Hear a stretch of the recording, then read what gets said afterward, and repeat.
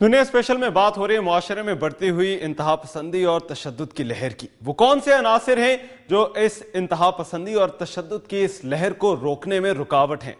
ये मायूसी, ये परेशानी क्यों है? क्या हमारी सियासी जमातें इन मामलात को हवा देती हैं या फिर हमारा मीडिया सनसनी फैलाता है? क्या हमारी अदालतें ठीक तरह से काम नहीं कर रही या कानून नाफिज करने वाले इदारे ही नाकाम हो चुके हैं? हुकूमत पर इल्जाम क्यों? क्या हुकूमत पहली दफा इस तरह से आई है कि अपने तमाम काम जो हुकूमत की जिम्मेदारियां हैं वो पूरे नहीं कर रही? मुजीबुर रहमान शामी और जावेद इकबाल मेरे साथ लाइन पे मौजूद हैं।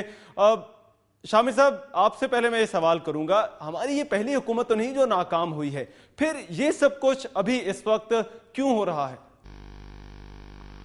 देखिए, हमारी हुकूमतें नाकाम भी होती रही हैं और कामयाब भी होती रही हैं और पूरी दुनिया में ऐसा है। लेकिन असल बात यह है कि हमने बहुत से इक़दाम करने हैं। जैसे डॉक्टर साहब ने कहा, आबादी का इजाफा तो हर कीमत पर रोकना है, और दूसरी बात यह है कि हमने यहाँ कानून की हाकमियत कायम करनी है।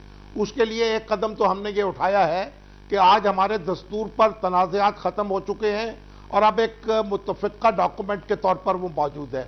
हमने उस पर अमल करना है। ज़रूरत इस बात की है कि तमाम सियासी जमातें और मजहबी जमातें इस एक नुक्ते पर मुत्तफ़िक़ हो जाएं और मीडिया उनको मजबूर कर दे इस पर मुत्तफ़िक़ होने जो पर। अभी तशद्दुद हो रहा है वो तो अवाम के मसाइल पर हो रहा है ना? नहीं, देखिए, अवाम के मसाइल, अवाम के मसाइल तो हर जगह होंगे।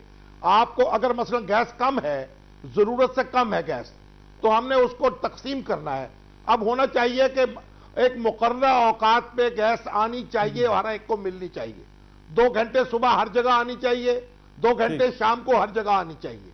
और ये नहीं हो सकता कि हम गीजर भी चलाते रहें और गैस जाया भी करते रहें और हीटर भी चलाते रहें, तो फिर किसी को इसकी इजाजत नहीं होनी चाहिए। अच्छा, जावेद इकबाल पैदा करेंगे। ठीक। अच्छा जावेद इकबाल साहब, आप इस पर क्या कहते हैं? क्योंकि मेरा सवाल वही है आपसे भी कि ये पहली हुकूमत तो नहीं जो नाकाम हुई है, फिर ये सब कुछ हमारे इर्द गिर्द इस तरह से कानून को हाथ में लेना, जलाओ घेराव करना, ये आखिर क्यों है?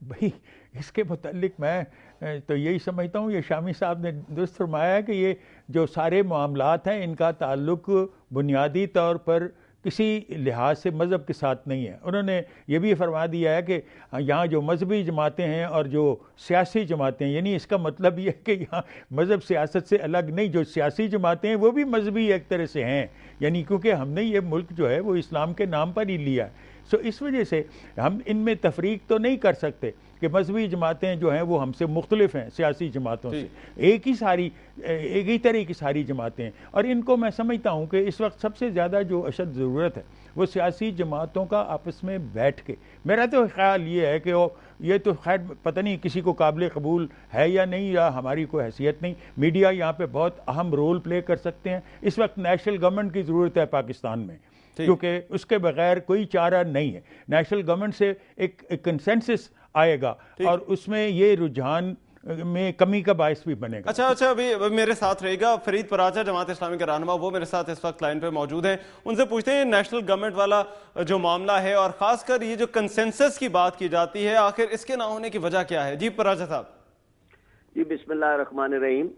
जो वाकयात हो रहे हैं और जिससे मौजू के ऊपर आज आप गुफ्तगू कर रहे हैं और हमारे फाजल दोस्तों ने बात की है, उसमें जो आलमी हालात हैं, कुछ उनका बहुत बड़ा असर है। जिस मुल्क के अंदर जुल्म की एक बिसात बिछाई गई हो और जहां पर ड्रोन हमले हो रहे हों, जहां पर इंसानों की चीथड़े उड़ते हों, जहां पर दिन रात ऐसे वाकयात हो रहे हों कि लोगों को अपनी जान और माल और अपनी इज्जत और आबरू हर चीज गैर महफूज नजर आए, और फिर जहां पर इतनी कानून की हुक्मरानी ना हो, अदालतों का एहतराम ना हो, अदालतों के फैसलों को ना माना जाए, पार्लियामेंट का एहतराम ना हो, पार्लियामेंट की मुत्तफिका करारदाद जो है उसको भी एक तरफ फेंक दिया जाए, और फिर ये कि जहां पर रोज लोग देख रहे हों कि हमें डिक्टेशन देने के लिए कभी कोई नायब सदर आ जाता है, कभी कोई वजीर खारजा, कभी नायब वजीर खारजा, तो इस सारे ऐसे हालात हैं कि जिनकी वजह से एक मजमूई तौर पर लोगों के अंदर। पराचा साहब, आपने जो अभी जो सारी बातें की उनका ज्यादातर ताल्लुक जो है वो सियासत से है। जी, दोबारा जरा कीजिए। आपने अभी जो बातें की हैं उनमें से जिनका भी आपने जिक्र किया, चाहे वो बैरूनी अवामिल हैं या अंदरूनी अवामिल हैं, उन सबका ताल्लुक जो है वो सियासत से। तो क्या सिर्फ सियासत ہی ہمارا مسئلہ ہے؟ اگر سیاسی نظام ٹھیک ہو جائے، حکومت ٹھیک ہو جائے تو سب کچھ ٹھیک ہو جائے گا؟ میں تو حکومت کی بات کر رہا ہوں، یہ صرف سیاست کی بات نہیں ہے. اس وقت زمام اقتدار جن کے پاس ہے انہوں نے ملک کو عملاً غلامی کی طرف دھکیل دیا ہے. اس لیے یہ ایک مجموعی بات ہے. یعنی دینی جو نقطہ نظر سے بھی بات ہے اس میں بھی یہ ہے کہ ایک چھوٹی سی اقلیت ہے وہ آج 63 سال بعد پھر ملک کے جو مقاصد ہیں، ملک کی بقا، جو اس کی بنیادیں ہیں، اس تک کو زیر بحث لانا شروع کر دیتے ہیں.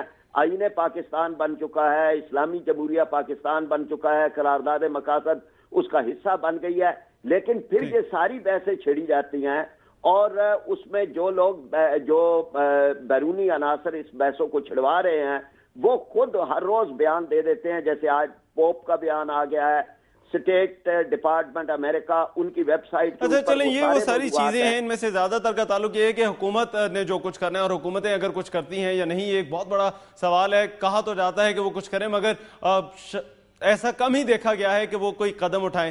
جاوید اقبال صاحب، شامی صاحب اور پراچا صاحب، آپ سے میرا ایک سوال ہے جو کہ آپ تینوں سے ہے، وہ یہی کہ بحیثیت قوم، بحیثیت معاشرہ اس وقت ہم کیا کر سکتے ہیں؟ حکومت کو چھوڑیے، سیاست کو چھوڑیے، بحیثیت معاشرہ ہمارا کیا قدم ہونا چاہیے کہ اس چیز کو جو ہے وہ کم کیا جا سکے؟ جاوید اقبال صاحب، آپ سے پہلے شروع کروں گا.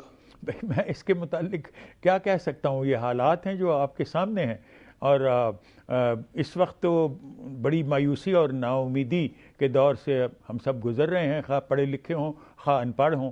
جو بھی اس مسئلے پہ آپ سوچ سکتے ہیں، اس پہ کچھ سامنے مستقبل کوئی برائٹ نظر نہیں آ رہا.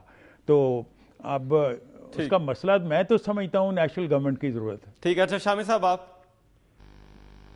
دیکھیے، بات یہ ہے کہ ہر رات جو ہے نا اس کے بعد صبح طلوع ہوتی ہے. صبح ہے شام سے پہلے، صبح ہے شام کے بعد. تو میں تو سمجھتا ہوں کہ انشاءاللہ حالات بہتر ہوں گے. ہمیں صرف عزم کی ضرورت ہے اور حوصلے کی ضرورت ہے.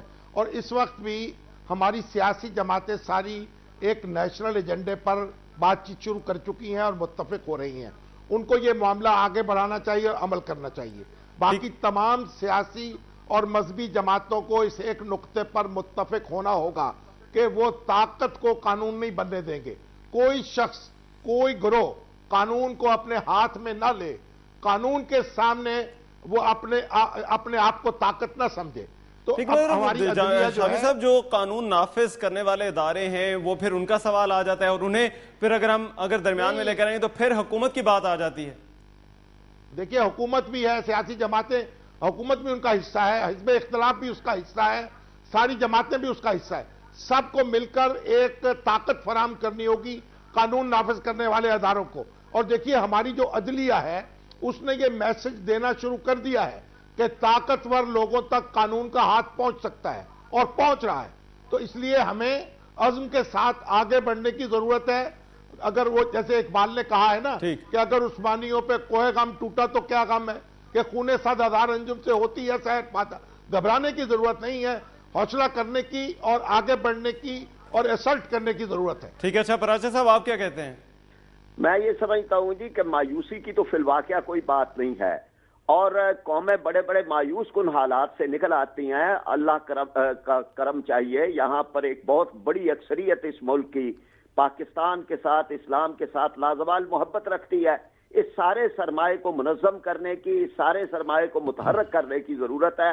اور یہ ایک بہت بڑا ہمارا سرمایہ ہے پاکستان کے عوام جو مخلص ہیں، جو بہت سارے حالات کے جبر کے باوجود ان کی جذبہ حب الوطنی کے اندر کوئی فرق نہیں آتا. دوسری بات مگر پراچا صاحب، آپ نے اور شامی صاحب نے جو بات کی، امید کی، یہ امید آخر لوگوں کو کون دلائے گا؟ یہ امید جو ہے یہ ہر ایک کو دلانی چاہیے. یعنی اس میں حکمران ہے، اس میں اساتذہ ہیں، علماء کرام ہیں، اس میں سیاسی جماعتیں ہیں، دینی جماعتیں ہیں. اس میں ہر ایک کا ایک رول ہے. ہر ایک کو، میڈیا کا اہم ترین رول ہے کہ میڈیا کو یہاں پر مایوسیاں پیدا کرنے کے بجائے امید پیدا کرنی چاہیے.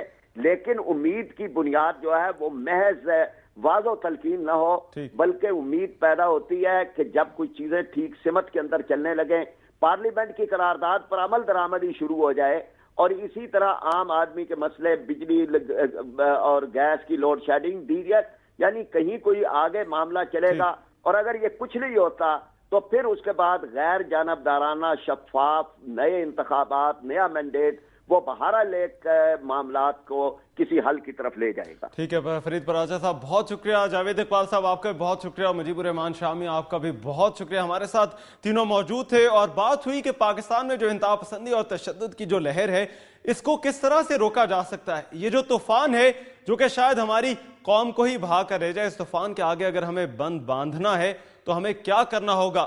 ایک بہت بڑا سوال نشان کہ کیا ہماری تاریخ آئندہ بھی اسی طرح کے پرتشدد واقعات سے رنگی جائے گی یا پھر کچھ بدلے گا؟ اور امید جو ہے وہ ہمیں دلائی جائے، مگر پھر یہ امید کون دلائے گا؟ ہماری حکومت، ہم بحیثیت معاشرہ اس بارے میں سوچنا شروع کر دیں گے یا پھر کوئی اور آئے گا؟ بہت بڑا سوال نشان، سوچئے اس بارے میں۔ دنیا اسپیشل سے اتنا ہی، رحمان نظر کو اجازت دیجیے، اللہ نگہبان۔